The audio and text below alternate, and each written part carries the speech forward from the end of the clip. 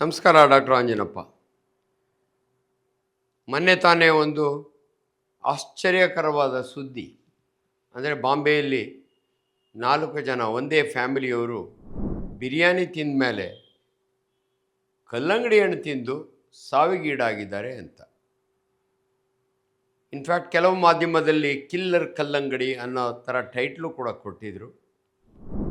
ರೈತನು ಬೆಳೆಯುವ ಬೇಸಿಗೆ ಕಾಲದ ಬಹಳ ಅದ್ಭುತವಾದ ಹಣ್ಣು, ಸೀಸನಲ್ ಫ್ರೂಟ್ ಅಂತೀವಿ, ಅದು ಕಲ್ಲಂಗಡಿ ಹಣ್ಣು. ಸಾಕಷ್ಟು ನೀರಿನ ಅಂಶ ಇರತಕ್ಕಂಥ ಈ ಕಲ್ಲಂಗಡಿ ಹಣ್ಣು ರೈತ ಬೆಳೆದಾಗ ಅದು ಅಮೃತ. ಅದರಲ್ಲಿ ಯಾವ ಕಲ್ಮಶನೂ ಇರೋದಿಲ್ಲ. ಬಟ್ ಅನ್ಫಾರ್ಚುನೇಟ್ಲಿ ಈಚೀಚೆಗೆ ನಾವು ನೋಡ್ತೀವಿ, ಕಲ್ಲಂಗಡಿ ಹಣ್ಣಿಗೂ ಕೂಡ ಕಲರ್ ಬರಲಿ ಅಂತ ಇಂಜೆಕ್ಷನ್ ಮಾಡ್ತಾರೆ. ಏನು ಇಂಜೆಕ್ಷನ್ ಮಾಡ್ತಾರೆ ಅಂತ ಕರೆಕ್ಟಾಗಿ ಗೊತ್ತಿರಲ್ಲ. ಆ ಇಂಜೆಕ್ಷನ್ ಮಾಡೋವಾಗೆ ಬರೀ ಆ ಕೆಮಿಕಲ್ ಅಷ್ಟೇ ಅಲ್ಲ, ಬ್ಯಾಕ್ಟೀರಿಯಾ ಕೂಡ ಅದರೊಳಗೆ ಹೋಗ್ಬೋದು, ಅಮೀಬೆ ಅದಕ್ಕೆ ಹೋಗ್ಬೋದು. ಅದರಿಂದ ಫ್ರೂಟ್ ಪಾಯ್ಸನ್ ಆಗ್ಬೋದೋ ಏನೋ ಗೊತ್ತಿಲ್ಲ.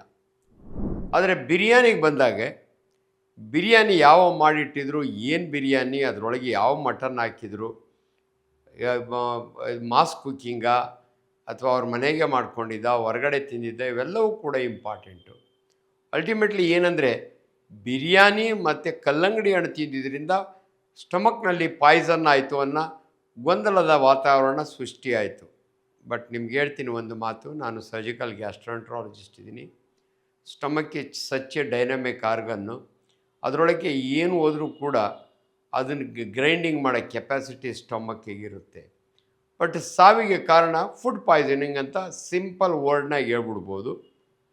ಈ ಫುಡ್ ಪಾಯ್ಸನ್ಗಳಲ್ಲಿ ಅನೇಕ ರೀತಿಯ ಫುಡ್ ಪಾಯ್ಸನ್ಗಳಿದ್ದಾವೆ. ಕೆಮಿಕಲ್ ಪಾಯ್ಸನ್ ಇರ್ಬೋದು, ಬ್ಯಾಕ್ಟೀರಿಯಲ್ ಟಾಕ್ಸಿನ್ ಇರ್ಬೋದು, ಇವೆಲ್ಲವನ್ನು. ಬಟ್ ಯೂಶ್ವಲಿ ಹಂಗೆ ಸಡನ್ನಾಗಿ ಒಂದೇ ಫ್ಯಾಮಿಲಿಯ 4 ಜನ ಸಾವು ಆಗೋದಿಲ್ಲ.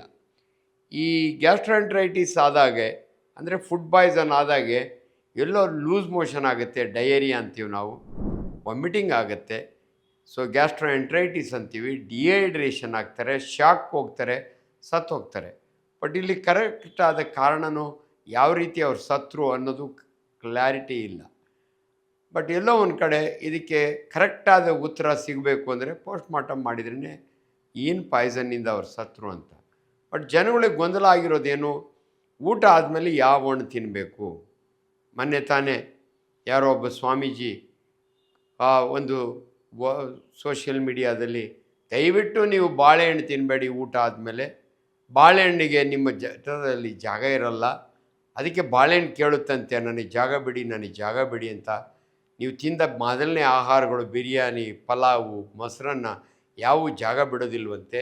ಅದಲ್ಲೇ ಕೊಳ್ತೋಗ್ಬಿಟ್ಟು ಅವನಿಗೆ ಪೈಲ್ಸ್ ಬಂದ್ಬಿಡುತ್ತೆ, ಅದರಿಂದ ಡಾಕ್ಟ್ರುಗಳಿಗೆ ಅನುಕೂಲ ಅನ್ನೋ ರೀತಿಯಲ್ಲಿ ಮಾತಾಡ್ತಾರೆ. ದಯವಿಟ್ಟು ವಿಜ್ಞಾನವನ್ನು ವೈಜ್ಞಾನಿಕವಾಗಿ ಮಾತನಾಡಬೇಕು. ನಿಮಗೆ ನಾನು ಹೇಳ್ತೀನಿ, ಯಾವುದೇ ಹಣ್ಣನ್ನು ಯಾವುದೇ ಸಮಯದಲ್ಲಿ ಬೇಕಾದ್ರೆ ತಿನ್ಬೋದು. ನೀವು ಆಗಿಂದಾಗೆ ನೋಡಿರ್ತೀರಿ, ಕಲ್ಲಂಗಡಿಯನ್ನು ಬೆಳಗ್ಗೆ ಖಾಲಿ ಹೊಟ್ಟೆಯೊಳಗೆ ತಿನ್ನಬೇಕು, ಕೆಲವು ಹಣ್ಣುಗಳನ್ನ ಊಟದ ಮಧ್ಯೆ ತಿನ್ನಬಾರ್ದು, ಏನೇನೋ ಗೊಂದಲಗಳು ಬರ್ತವೆ. ಬಟ್ ನಾನು ಚಿಕ್ಕ ಹುಡುಗನಿಂದ ಕೇಳಿರೋ ಒಂದು ಹೆಸರಾಂತ ಪದ ಅಂದರೆ, ಹಸಿದಾಗ ಹಲಸು ತಿನ್ನು, ಉಂಡ ಮೇಲೆ ಮಾವು ತಿನ್ನು ಅನ್ನೋ ಒಂದು ಪದ ಭಾಳ ಬಳಕೆಯಲ್ಲಿತ್ತು. ಅದು ನಿಜ. ಹಲಸಿನ ಹಣ್ಣಲ್ಲಿ ಕ್ಯಾಲ್ರಿ ಚೆನ್ನಾಗಿರುತ್ತೆ, ಸ್ವೀಟ್ ಇರುತ್ತೆ.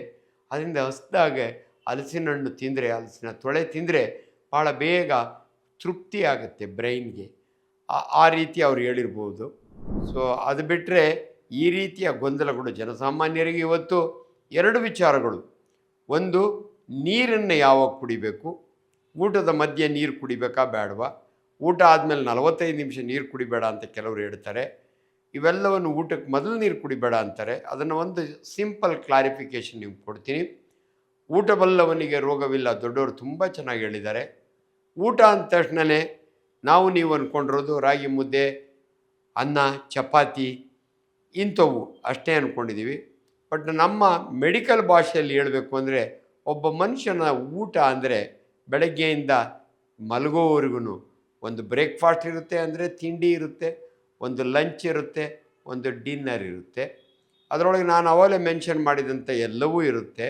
ಆದರೆ ನಮ್ಮ ವೈಜ್ಞಾನಿಕ ವಿಚಾರದಲ್ಲಿ ಭಾಳ ಇಂಪಾರ್ಟೆಂಟ್ ಅಂದರೆ ಫುಡ್ ಅಂದರೆ ಒಂದು ಕಾರ್ಬೋಹೈಡ್ರೇಟ್ಸ್. ಅಂದರೆ ದಿನನಿತ್ಯ ನಾವು ಓಡಾಡುವ ಶಕ್ತಿಗೆ, ನಾವು ಮಾಡಬೇಕಾದ ಕೆಲಸಕ್ಕೆ, ರೈತ ಹೊಲ ಉಳಬೇಕಾದ್ರೆ ಅವನಿಗೆ ಕಾರ್ಬೋಹೈಡ್ರೇಟ್ ಬೇಕು. ಏನರೊಳಗಿರುತ್ತೆ ಇದು ಅಂದರೆ ರಾಗಿ ಮುದ್ದೆಯಲ್ಲಿರುತ್ತೆ, ಚಪಾತಿಯಲ್ಲಿರುತ್ತೆ, ಅನ್ನದಲ್ಲಿರುತ್ತೆ. ಅದಕ್ಕೆ ಹಳ್ಳಿ ಕಡೆ ರಾಗಿ ಮುದ್ದೆ 3 ಉಂಡು ಹೊಲ ಉಟ್ಕೊಂಡು ಹೋಗ್ತಾರೆ. ಯಾಕಂದರೆ ಅವನಿಗೆ ಉಳುವ ಶಕ್ತಿ ಬೇಕು.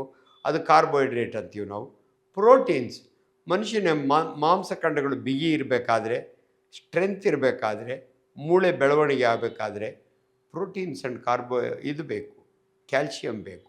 ಅದು ನೀವು ತಿನ್ನುವ ನಾನ್ ವೆಜಿಟೇರಿಯನ್ ಫುಡ್ಡಲ್ಲಿ ಮೊಟ್ಟೆ, ಮೀನು, ಮಾಂಸದಲ್ಲಿರುತ್ತೆ. ಅಥವಾ ವೆಜಿಟೇರಿಯನ್ಸ್ ಆದರೆ ಸೋಯಾಬೀನು, ದ್ವಿದಳ ಧಾನ್ಯಗಳು, ಪನ್ನೀರ್, ಪಾಲಕ್ ಪನ್ನೀರ್ ಇಂಥದ್ರೊಳಗಿರುತ್ತೆ. ಮೂರನೇದು, ಮನುಷ್ಯನಿಗೆ ಕೊಬ್ಬಿನ ಅಂಶನೂ ಇಂಪಾರ್ಟೆಂಟ್, ಫ್ಯಾಟ್ ಅಂತೀವಿ. ಈ ಫ್ಯಾಟ್ ಎಲ್ಲಿರುತ್ತೆ ಅಂದರೆ ನಾವು ಉಪಯೋಗಿಸುವ ಎಣ್ಣೆಯಲ್ಲಿ. ಒಗ್ಗರಣೆ ಎಣ್ಣೆ ಹಾಕ್ತಾರೆ, ತುಪ್ಪ ಹಾಕ್ತಾರೆ, ಇವೆಲ್ಲವೂ ಕೂಡ ಫ್ಯಾಟ್. ಅದು ಕೂಡ ಇಂಪಾರ್ಟೆಂಟು. ಫ್ಯಾಟ್ ಇಲ್ದಿರೋ ಮನುಷ್ಯ ಬದುಕಲಿಕ್ಕಾಗಲ್ಲ. ನಮ್ಮ ದೇಹದ ಪ್ರತಿಯೊಂದು ಆರ್ಗನ್ಗೂ ಇನ್ಸುಲೇಟರ್ ಅಂದರೆ ಫ್ಯಾಟು. ಇವು 3 ಎಲ್ರಿಗೂ ಗೊತ್ತಿದೆ. ಆದರೆ ಇನ್ನೆರಡು ವಿಚಾರಗಳು ನಿಮಗೆ ಗೊತ್ತಿಲ್ಲ, ನಾನು ತಿಳಿಸ್ತೀನಿ. ನೀವು ತಿನ್ನುವ ಆಹಾರದಲ್ಲಿ ಫೈಬರ್ ಇರಬೇಕು. ಹಂಗಂದರೆ ಏನು ರೀ ಡಾಕ್ಟ್ರೆ ಅಂದರೆ, ಸೊಪ್ಪು ತರಕಾರಿಗಳಲ್ಲಿ, ಹಣ್ಣಿನಲ್ಲಿ ನಾರಿನಾಂಶ ಇರುತ್ತೆ. 2 ವೆರೈಟಿ ಫೈಬರ್ ಇರುತ್ತೆ. Carbohydrate and non carbohydrate fibre ಒಂದು, ಅಥವಾ dissolving and non dissolving fibre ಅಂತೀವಿ. ಈ ನಾರಿನಾಂಶ ಆಹಾರದಲ್ಲಿ ಯಾಕೆ ಇಂಪಾರ್ಟೆಂಟ್ ಅಂದರೆ, ಮನುಷ್ಯನ ಕರುಳು ಓಡಾಡಬೇಕಾದ್ರೆ, ಮನುಷ್ಯನಿಗೆ ಮಲಬದ್ಧತೆ ಆಗಬಾರ್ದು ಅಂದರೆ ಈ ಫೈಬರ್ ಇರಬೇಕು. ಸಿಂಪಲ್ ಎಕ್ಸಾಂಪಲ್, ನೀವು ಚೇಪೆಕಾಯಿ ಅಥವಾ ಚೇಪೆ ಹಣ್ಣು ತಿಂದರೆ ಅದರ ಬೀಜವನ್ನು ನೀವು ಅಗಿಲಿಕ್ಕಾಗಲ್ಲ, ಕರಗಿಸ್ಕೊಳ್ಳೋಕ್ಕಾಗಲ್ಲ, ಅದು ಹಂಗೆ ಪಾಸ್ ಆಗುತ್ತೆ ಥ್ರೂ ಔಟ್. ಇದು ಯಾಕೆ ಇಂಪಾರ್ಟೆಂಟ್ ಅಂದರೆ, ನಮ್ಮ ಗೇಣುದ್ದ ಹೊಟ್ಟೆಯಲ್ಲಿ ನಿಮ್ಗೆ ಆಶ್ಚರ್ಯ ಆಗುತ್ತೆ, ನಮ್ಮ ಜಠರ 10 ಇಂಚಿರುತ್ತೆ. ನಾವು ತಿಂದ ಆಹಾರವನ್ನು ಚೆನ್ನಾಗಿ ಗ್ರೈಂಡ್ ಮಾಡುತ್ತೆ ಮಸಾಲೆ. ಈ ಡೈಜೆಷನ್ ಬಗ್ಗೆ ಈಗಲೇ ಒಂದು ಮಾತು ಹೇಳ್ತೀನಿ. ಭಾಳ ಜನಕ್ಕೆ ಕನ್ಫ್ಯೂಷನು, ನನಗೆ ಸರಿಯಾಗಿ ಡೈಜೆಷನ್ ಆಗಲ್ಲ ಅಂತಾರೆ. ನಿಮ್ಮ ಜೀರ್ಣ ಅಥವಾ ಡೈಜೆಷನ್ ಸ್ಟಾರ್ಟ್ ಆಗೋದು ನಿಮ್ಮ ಬಾಯಿಯಿಂದ, ನಿಮ್ಮ ಮೌತ್ನಿಂದ. ದೇವರು ಹಲ್ಲು ಕೊಟ್ಟಿದ್ದಾನೆ, ನಾಲಿಗೆ ಕೊಟ್ಟಿದ್ದಾನೆ. ಆಹಾರವನ್ನು 10ರಿಂದ 15 ಬಾರಿ ಅಗಿಬೇಕು. ಅಗಿದಾಗೆ ನಮ್ಮ ಸಲೈವ ಇರುತ್ತೆ. ಸಲೈವ ಅಂದರೆ ಜೊಲ್ಲು ಗ್ರಂಥಿಗಳಿರ್ತವೆ. ಆ ಜೊಲ್ಲಿನಲ್ಲಿ ಎನ್ಸೈಮ್ ಇರುತ್ತೆ. ಅದು ಶುಗರ್ನ, ಸುಕ್ರೋಸ್ನ ಇಮ್ಮಿಡಿಯೇಟ್ಲಿ ಡಿಸಾಲ್ವ್ ಮಾಡ್ಕೊಳ್ಳುತ್ತೆ, ಡೈಜೆಸ್ಟ್ ಮಾಡ್ಕೊಳ್ಳುತ್ತೆ. ಅದಾದ ನಂತರ ನಾವು ನುಂಗಿದಾಗ ನಮ್ಮ ಅನ್ನನಾಳ 10 ಇಂಚು ಅನ್ನನಾಳದಿಂದ ಜಠರಕ್ಕೆ ಹೋಗುತ್ತೆ. ಈ ಜಠರ ಇದೆಯಲ್ಲ, ಎಂಥ ಪವರ್ಫುಲ್ ಆರ್ಗನ್ ಅಂದರೆ, ಅದರೊಳಗೆ ನಾವು ತಿಂದ ಆಹಾರ 4 ಅವರ್ಸ್ ಇರುತ್ತೆ. ಆ 4 ಅವರ್ಸ್ನಲ್ಲಿ ನೀವು ರಾಗಿ ಮುದ್ದೆನ ಗುಳುಮ್ಮಂತ ನುಂಗಿರ್ತೀರಿ, ಗೋಬಿ ಮಂಚೂರಿನ ಅರ್ಧಂಬರ್ಧಂ ಅಗದಿರ್ತೀರಿ. ಇವೆಲ್ಲವನ್ನು ಅರಿಯುತ್ತೆ, ಗ್ರೈಂಡಿಂಗ್ ಮಾಡುತ್ತೆ. ಫೈನಲಿ ಕೈಮ್ ಅಂತೀವಿ ನಾವು, ಪಾಯಸದ ಥರ ಇರುತ್ತೆ. 15 ನಿಮಿಷಕ್ಕೆ 1 ಸ್ಪೂನ್ನ ಅದು ಸಣ್ಣ ಕರಳಿಗೆ ಕಳಿಸುತ್ತೆ. ಈ ಸಣ್ಣ ಕರಳು ಅಗೇನ್ ನಮ್ಮ ಗೇಣುದ್ದ ಹೊಟ್ಟೆಯಲ್ಲಿ ಅಮ್ಮನ ಸೀರೆಯಷ್ಟು ಉದ್ದಿರುತ್ತೆ, 6 ಮೀಟ್ರ್ ಇರುತ್ತೆ. ಮೊದಲನೇ ಭಾಗನ ನಾವು ಡಿಯೋಡಿನಮ್ ಅಂತೀವಿ, ಅದು 10 ಇಂಚಸ್ ಇರುತ್ತೆ. ಅದು ಆದಮೇಲೆ ಜೆಜುನಮ್ ಆ್ಯಂಡ್ ಐಲಿಯಮ್ ಅಂತ ಇರುತ್ತೆ. ಒಟ್ಟು ಸಣ್ಣ ಕರಳು 6 ಮೀಟ್ರು. ಮನುಷ್ಯನ ಜೀರ್ಣ ಸ್ಟಾರ್ಟ್ ಆಗೋದು ಬಾಯಿಂದ ಅಂತ ನಾನು ಹೇಳಿದೆ. ಫೈನಲಿ ಚೆನ್ನಾಗಿ ಜೀರ್ಣ ಆಗಬೇಕು ಅಂದರೆ ಸಣ್ಣ ಕರಳು, ಯಾಕಂದರೆ ಅಲ್ಲಿಗೆ ನಮ್ಮ ಲಿವರ್ನಿಂದ ಪಿತ್ತ ಬರುತ್ತೆ 900 ml ಪರ್ ಡೇ. ಪ್ಯಾಂಕ್ರಿಯಾಸ್ನಿಂದ ಪ್ಯಾಂಕ್ರಿಯಾಟಿಕ್ ಜ್ಯೂಸ್ ಬರುತ್ತೆ. ಸೊ ನಾವು ತಿಂದ ಕಾರ್ಬೋಹೈಡ್ರೇಟು, ಪ್ರೋಟೀನ್ಸು, ಫ್ಯಾಟು ಎಲ್ಲವನ್ನು ಕೂಡ ಕರಗಿಸ್ಲಿಕ್ಕೆ ಇವೆರಡು ಜ್ಯೂಸ್ ಇಂಪಾರ್ಟೆಂಟು. ಅದಾದ ನಂತರ ಸಣ್ಣ ಕರಳು ಎಂಡಾಗಿ ದೊಡ್ಡ ಕರಳಿ ಬಂದು ಅದರೊಳಗೆ ನೀರೆಲ್ಲ ಅಬ್ಸರ್ವ್ ಆಗಿ ನಾವು ಜೀರ್ಣ ಆಗದಿರೋ ಅಂಥ ಅಂಶನ ಫೈಬರ್ ಅಂತೀವಿ. ಅದು ಹಂಗೆ ಮುಂದುವರೆದು ಹೋಗಿ ಲಾಸ್ಟ್ಗೆ ಸಿಗ್ಮಾಯ್ಡ್ ಕೋಲಾನಿಂದ ರೆಕ್ಟಮ್ಗೆ ಹೋಗಿ ಫೀಸಿಸ್ ಆಗಿ ನೆಕ್ಸ್ಟ್ ಡೇ ಈಚೆ ಬರುತ್ತೆ. ಇದು ಪ್ರೋಸೆಸ್ಸು. ಸೊ ಇದೆಲ್ಲದಕ್ಕೂ ಮನುಷ್ಯನಿಗೆ ಇಂಪಾರ್ಟೆಂಟು ನೀರು. ಆದ್ದರಿಂದ ದಯವಿಟ್ಟು ನೀವು ಊಟ ಮಾಡುವಾಗ ಊಟದ ಮಧ್ಯೆ ನೀರು ಕುಡಿದ್ರೆ ನಿಮ್ಮ ಯಾವ ಜ್ಯೂಸು ಡೈಲ್ಯೂಟ್ ಆಗಲ್ಲ. ತಪ್ಪು ಹೇಳ್ತಾರೆ, ಜ್ಯೂಸ್ಗಳು ಡೈಲ್ಯೂಟ್ ಆಗುತ್ತೆ ಅಂತ. ಲಾಟ್ ಆಫ್ ಸ್ಟಡೀಸ್ ಇದೆ. ಇದು ನಾನು ಸುಮ್ಮನೆ ಮಾತಾಡಲ್ಲ. ನಾನೊಬ್ಬ ವಿಜ್ಞಾನಿ, ಒಬ್ಬ ಸರ್ಜರಿ ಪ್ರೊಫೆಸರ್ ಆಗಿ ನಿಮ್ಗೆ ಕರೆಕ್ಟ್ ಇನ್ಫಾರ್ಮೇಷನ್ ಕೊಡ್ತೀನಿ. ನೀರು ಕುಡಿಯೋದ್ರಿಂದ ನಿಮ್ಮ ಜ್ಯೂಸ್ ಡೈಲ್ಯೂಟ್ ಆಗಲ್ಲ. ಊಟದ ಮಧ್ಯೆ ನೀರು ಕುಡಿಬೋದು. ಏನಂದರೆ ಅದರಲ್ಲಿ 2-3 ರೀತಿ ಇದ್ದಾವೆ.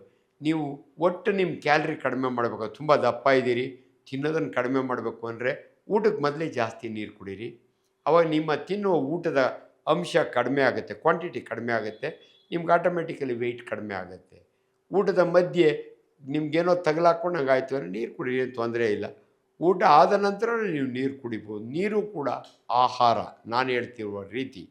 ಸೊ ಆದ್ದರಿಂದ ದಯವಿಟ್ಟು ಈ ಗೊಂದಲ ಇತ್ತಲ್ಲ, ಕಲ್ಲಂಗಡಿ ಹಣ್ಣು ತಿಂದಮೇಲೆ ನಾನ್ ವೆಜಿಟೇರಿಯನ್ ತಿಂದಮೇಲೆ ಕಲ್ಲಂಗಡಿ ಹಣ್ಣು ತಿಂದಕ್ಕೆ ಹಿಂಗಾಯ್ತಾ, ಹಂಗಾಗಲ್ಲ. ನೀವು ಬಾಳೆಹಣ್ಣಾದರೂ ತಿನ್ನಿ, ಕಲ್ಲಂಗಡಿ ಹಣ್ಣಾದರೂ ತಿನ್ನಿ. ಏನಂದರೆ ಹಣ್ಣುಗಳಿಗೆ ಬಂದಾಗ ನಾವೇನು ಹೇಳ್ತೀವಿ ಅಂದರೆ ಸೀಸನಲ್ ಫ್ರೂಟ್ಸ್ ಅಂತೀವಿ ನೋಡಿ. ಈ ಬೇಸಿಗೆ ಕಾಲದಲ್ಲಿ ಈಸಿಲಿ ದೊರೆಯುವಂಥ ಫ್ರೂಟ್ ಅಂದರೆ ಕಲ್ಲಂಗಡಿ ಹಣ್ಣು, ಕರ್ಬೂಜದ ಹಣ್ಣು, ಮಾವಿನ ಹಣ್ಣು. ಸೊ ಆ ಸೀಸನಲ್ಲಿ ಸಿಗುವಂಥ ಫ್ರೂಟ್ಸ್ನ ನೀವು ತಿನ್ನೋದ್ರಿಂದ ನಿಮ್ಮ ಆರೋಗ್ಯಕ್ಕೂ ಒಳ್ಳೆಯದು, ಈಸಿಲಿ ಸಿಗುತ್ತೆ, ಚೀಪಾಗಿ ಸಿಗುತ್ತೆ, ನಿಮ್ಮ ಆರೋಗ್ಯದ ದೃಷ್ಟಿಯಿಂದ ಒಳ್ಳೆಯದು. ಅದರಿಂದ ನಾನು ಕೊನೆಗೆ ಒಂದು ಮಾತು ಹೇಳ್ತೀನಿ. ಅನ್ಫಾರ್ಚುನೇಟ್ 4 ಜನ ಸತ್ತಿರೋದಕ್ಕೆ ಕಾರಣ ಗೊತ್ತಿಲ್ಲ. ಬೇರೆ ಫುಡ್ ಪಾಯ್ಸನಿಂಗ್ ಇರ್ಬೋದು. ಸೊ ಅದನ್ನು ಕಂಡುಹಿಡಿಬೇಕು. ಅದೇ ಬಿರಿಯಾನಿ ಮೇಲೆ ಯಾಕೆ ಬ್ಲೇಮ್ ಹಾಕಿಲ್ಲ ಅಂದರೆ, ಅವ್ರು ಬಿರಿಯಾನಿ ತಿಂದರೆ ಆರಾಮಾಗಿದ್ದರು, ಆಮೇಲೆ ಕಲ್ಲಂಗಡಿ ತಿಂದರು, ಅದಕ್ಕೆ ಹಿಂಗಾಯಿತು ಅಂತಾರೆ. ಆ್ಯಕ್ಚುಲಿ ಬಿರಿಯಾನಿನೇ ನಾನು ಇನ್ಫ್ಯಾಕ್ಟ್ ಆ ಮಾಧ್ಯಮದಲ್ಲಿ ರಿಕ್ವೆಸ್ಟ್ ಮಾಡ್ತಾಯಿದ್ದೆ, ದಯವಿಟ್ಟು ಕಿಲ್ಲರ್ ಕಲ್ಲಂಗಡಿ ಅಂತ ಹಾಕಬೇಡಿ. ಕಿಲ್ಲರ್ ಬಿರಿಯಾನಿ ಇದ್ರೂ ಇರ್ಬೋದು, ದಟ್ ವಿ ಡೋಂಟ್ ನೋ. ಯಾಕಂದರೆ ಪರ್ಟಿಕ್ಯುಲರ್ಲಿ ಹಲಸಿದ ಅನ್ನದಲ್ಲಿ ಏನೋ ಭಾಳ ಹೊತ್ತು ತೆಗೆದಿಟ್ಟು ಫರ್ಮೆಂಟೇಷನ್ ಆಗಿ ಪಾಯ್ಸನ್ ಆಗಿ ಅದರಿಂದ ಸತ್ತಿರ್ಬೋದು. ಸೊ ಅಲ್ಟಿಮೇಟ್ಲಿ ನಿಮಗೊಂದು ವೈಜ್ಞಾನಿಕ ಸತ್ಯ ಏನಂದರೆ, ನೀವು ಹಣ್ಣುಗಳನ್ನು ಯಾವಾಗ ಬೇಕಾದರೂ ತಿನ್ಬೋದು. ಊಟಕ್ಕೆ ಮೊದಲು ತಿನ್ಬೋದು, ಊಟ ಆದಮೇಲೆ ತಿನ್ಬೋದು, ಬೆಳಗ್ಗೆನೇ ತಿನ್ನಬೇಕು ಏನೋ ಅಂತ ರೂಲ್ಸ್ ಇಲ್ಲ. ಆದರೆ ಕ್ವಾಂಟಿಟಿ ಇಂಪಾರ್ಟೆಂಟು. ಪರ್ಟಿಕ್ಯುಲರ್ ಸಕ್ಕರೆ ಕಾಯಿಲೆ ಇರೋರಿಗೆ ಡಾಕ್ಟ್ರೇ ನಾವು ಏನು ಹಣ್ಣು ತಿನ್ಬೋದು, ಎಷ್ಟು ಹಣ್ಣು ತಿನ್ಬೋದು? ಸಕ್ಕರೆ ಕಾಯಿಲೆ ಇರೋರಿಗೆ ದಯವಿಟ್ಟು ಸಕ್ಕರೆ, ಬೆಲ್ಲ, ಜೇನುತುಪ್ಪ ಆದಷ್ಟು ಅವಾಯ್ಡ್ ಮಾಡಿ. ಹಣ್ಣುಗಳಿಗೆ ಬಂದಾಗ ನಿಮಗೆ 1 ಒಪ್ಪು ಪರಂಗಿ ಹಣ್ಣು ತಿನ್ಬೋದು, 1 ಒಪ್ಪು ಮ್ಯಾಂಗೋ ತಿನ್ಬೋದು, 1 ಒಪ್ಪು ಸಪೋಟ ತಿನ್ಬೋದು, 1 ಫುಲ್ ಆ್ಯಪಲ್ ತಿನ್ಬೋದು. ಎಲ್ಲಿ ಕ್ಯಾಲರಿ ಕಡಿಮೆ ಇರುತ್ತಲ್ಲ, ಇದನ್ನು ನಾವು ಗ್ಲೈಸೆಮಿಕ್ ಇಂಡೆಕ್ಸ್ ಅಂತೀವಿ ನೋಡಿ. ನೀವು 1 ಮಾವಿನ ಹಣ್ಣು ಫುಲ್ ತಿಂದರೆ ನಿಮ್ಮ ಬ್ಲಡ್ ಶುಗರ್ ಝುಯ್ ಅಂತ ಮೇಲೆ ಹೋಗುತ್ತೆ. ಅದೇ ಚೇಪೆಕಾಯಿ ತಿಂದರೆ ಅಷ್ಟು ಮೇಲೆ ಹೋಗಲ್ಲ. ಇದನ್ನು ನಾವು ಗ್ಲೈಸೆಮಿಕ್ ಇಂಡೆಕ್ಸ್ ಅಂತೀವಿ. ನೀವು ಅನ್ನ ಉಣ್ಣೋವಾಗೂ ಅಷ್ಟೇ, ನಾವು ಭಾಳ ಸರಿ ಹೇಳ್ತೀವಿ, ದಪ್ಪಕ್ಕಿ ಅನ್ನ, ಅನ್ಪಾಲಿಶ್ಡ್ ರೈಸ್, ಕುಶುಲಕ್ಕಿ ಅನ್ನ ಉಂಡ್ರೆ ನಿಮ್ಮ ಬ್ಲಡ್ ಶುಗರು ಒಂದು ಲೆವೆಲ್ನಲ್ಲಿ ಹೋಗುತ್ತೆ.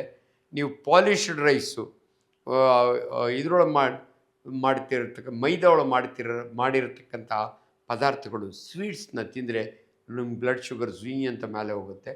ಅದರಿಂದ ದಯವಿಟ್ಟು ಇದನ್ನು ಗಮನದಲ್ಲಿಟ್ಕೊಂಡು, ಮೊನ್ನೆ ಬಂದ ಸುದ್ದಿ ಈ ರೀತಿ ಆಗಿಂದಾಗೆ ಸುದ್ದಿ ಬರುತ್ತೆ. ಅದರಿಂದ ನೀವು ಯಾರು ಗಾಬರಿಯಾಗಿ ರೈತನಿಗೆ ಎಲ್ಲೋ ಪನಿಷ್ಮೆಂಟ್ ಕೊಡಬೇಡಿ. ಅಯ್ಯೋ ಕಲ್ಲಂಗಡಿ ಹಣ್ಣು ತಿಂದರೆ ಹಿಂಗಾಯ್ತು ಅಂತೇಳಿ ನೀವು ಕಲ್ಲಂಗಡಿ ಹಣ್ಣನ್ನು ಕೊಂಡ್ಕೊಳ್ಳೋದನ್ನೇ ಬಿಡಬೇಡಿ. ದಯವಿಟ್ಟು ಎಲ್ಲರೂ ಕೂಡ ಬೇಸಿಗೆಯಲ್ಲಿ ಹೆಚ್ಚು ನೀರು ಕುಡೀರಿ, ಒಳ್ಳೆಯ ಆಹಾರ ತಿನ್ನಿ, ನಾನ್ ವೆಜಿಟೇರಿಯನ್ ಫುಡ್ ಕಡಿಮೆ ಮಾಡಿ, ವೆಜಿಟೇರಿಯನ್ ಫುಡ್ ಜಾಸ್ತಿ ಮಾಡಿ. Thank you.